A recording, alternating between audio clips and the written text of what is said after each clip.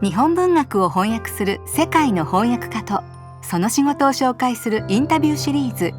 トランスレータースポットライト。今回は台湾出身で現在日本を拠点に活動するファン・ビジュンさんをご紹介します。台湾の本を日本に紹介するユニットタイタイブックスの代表を務め、翻訳家としてはこれまで柴崎友香の春の庭や野波朝の6月の雪など数々の日本文学を繁体字の中国語に翻訳してきた彼女の仕事に迫ります。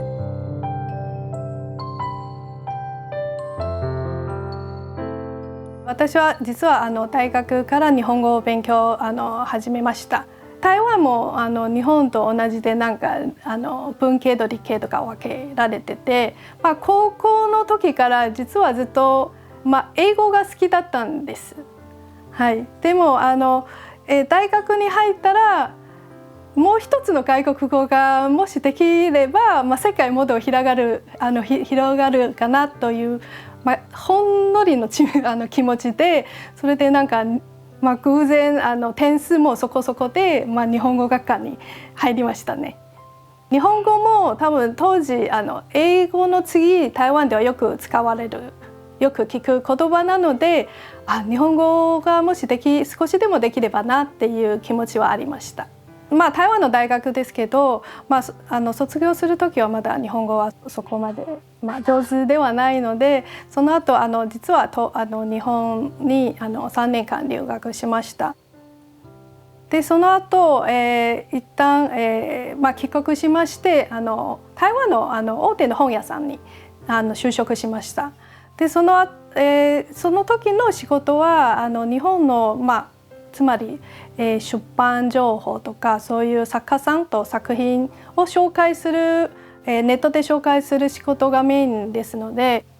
その時はいろんな台湾の出版関係の編集者たちと知り合いになりました。でそこまではまだ読者として、日本語の小説を読んできたんですけど、実は翻訳しようと思わなかったんですね。で、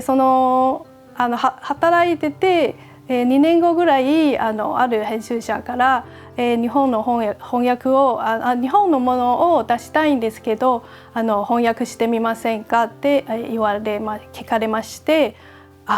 そうですね。でその時からじゃあやってみようかなっていう気持ちが湧きました。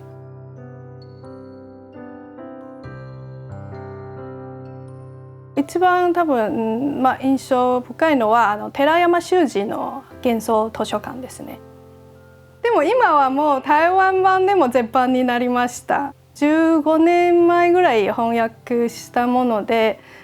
もちろん私は実は東北大学で勉強しましたので、寺山修司も確かに東北出身でその当時も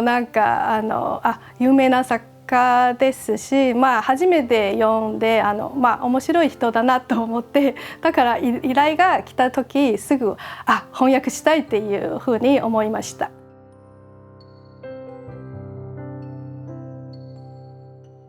やっぱり一番縁が深いというか柴崎さんの春の庭だと思いますね。今まで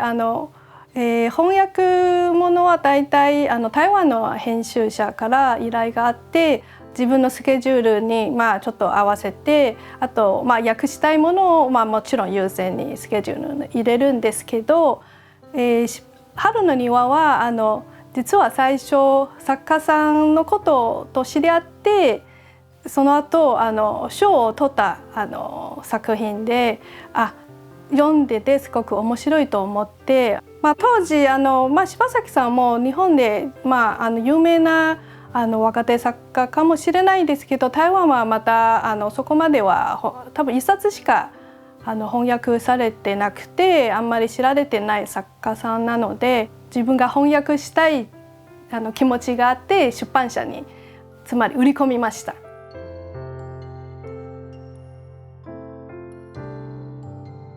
最初読んだ時やっぱりストーリーがすごく面白かったんですね。その20、30年前の写真集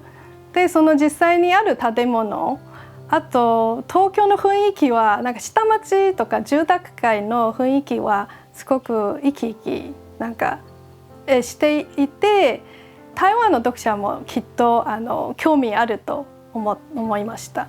主人公もすごく個性的、あとなんか自然の描写、例えば狐が本当に出ているとか、蜂の話とか、あと木の話、すごく細かい描写があるんですね。台湾の人はよく東京に旅行しに来るんですけど、そこまでなんか住宅とか負担の住民の生活、やっぱりそこまで多分見ない、短い時間だったので、実際の生活感はわからないとは思いますね。だからそういう細かい描写があって、すごくなんか新鮮だし、東京で生活してる人はこういう感覚かなっていうふうに、細かい要素が面白かった。野波朝さんの6月の雪と、水曜日の開花。野波さんは最近結構台湾のものを紹介してるというか、コラムをずっとこの 2,3 年間書いています。だから最初会った時も、台北でした。読んだことなくて知り合ってからいろいろ調べてびっくりしました。直木賞作家ですし、こんなに有名な先生の作品も訳せるなら嬉しいなと思いました。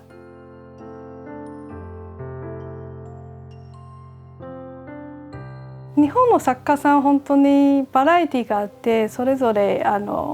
いい作品たくさん、違う傾向も、テーマもものがすごくたくさんありましたけど、やっぱり同時代の作家さんたち何を考えて何を見てきて、あとそういう生活感はそのいろんな面で知りたい気持ちがやっぱりあるんですね。だからさっき言った例えば柴崎さんの他の小説もそうですし、あと、青山七恵さんとか、あと最近実は古川英夫さんの作品が少しなんか、読みました。平家物語の動画がちょっと台湾にも話題になりまして、実は去年ねまさにその犬王の本をちょっと、読んだことありますかって台湾の編集者から聞かれまして、これすごくなんか面白そうですよねってで話し合って、で最初に読んだのは犬王ですね。で、調べてみたらこの本をちょっとすごく面白くてぜひ台湾でも出したいなと思いました。ベルか吠えないのかすごく名作なので、私実は動物もすごい好きなのでそういう話は台湾はそんなになかったんですね。だから読んでてびっくりしました。すごく面白かったです。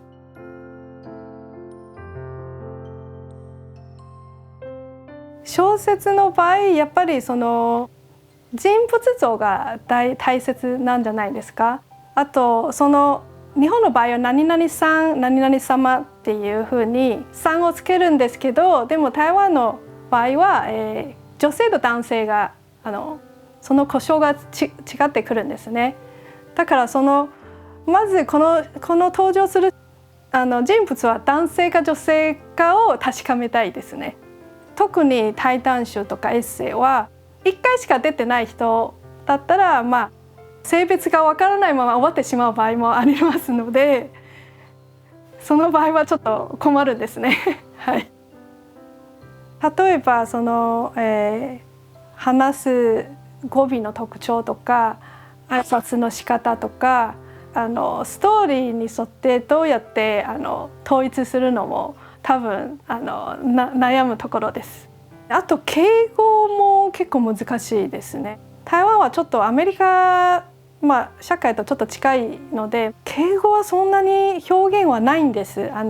そこまでこの人なんか上下関係を表すとかそういう部分は多分あんまり表現できないところなんですね。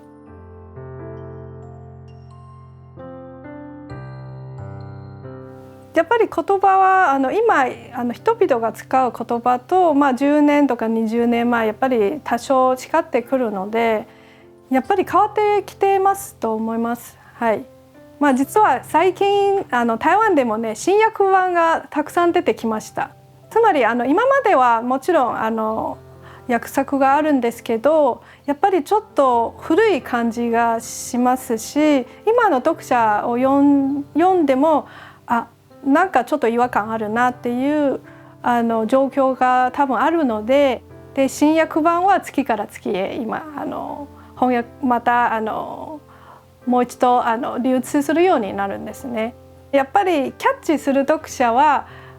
一番早くこういう感じなんだって伝えた言葉を選ぶしかないですね。そう思って訳す時も常に読者にどういうふうに伝えればいいかというふうに考えながら翻訳しましたね。特殊な場合はちょっとなんか使うかもしれないけど基本は現代語訳ですね。はい。